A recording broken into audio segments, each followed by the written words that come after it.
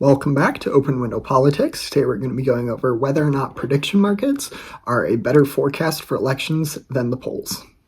One of the great benefits of these prediction markets is that people generally have to, if they believe or support a certain candidate, they have to put real money for it in order to make a profit should that candidate win or lose, whatever the bet is going to be.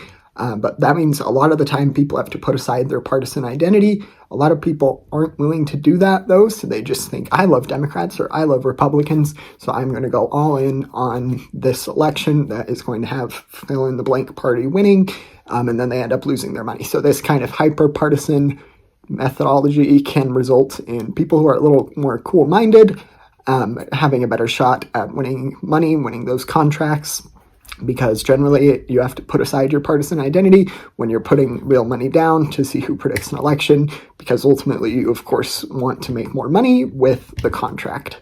So this is a couple of the interesting ways prediction markets can really transformed the election prediction kind of game and outcomes. And I think they've got a real future in the upcoming elections. They played a big role in 2024.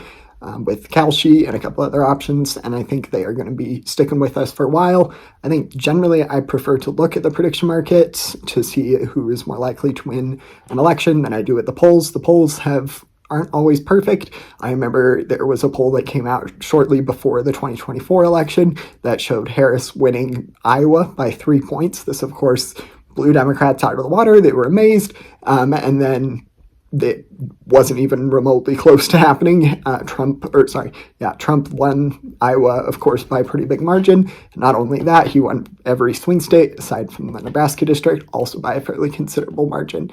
So the polls, sometimes they're accurate. They're just kind of a general idea, but there can be a lot of factors that partisan identity isn't really put aside when it comes to the polls. People tend to just go straight with whatever party they support, whereas with prediction markets, when you're putting money on it, you have to really consider it and think about which way this election could possibly go and try your best to put aside partisan bias.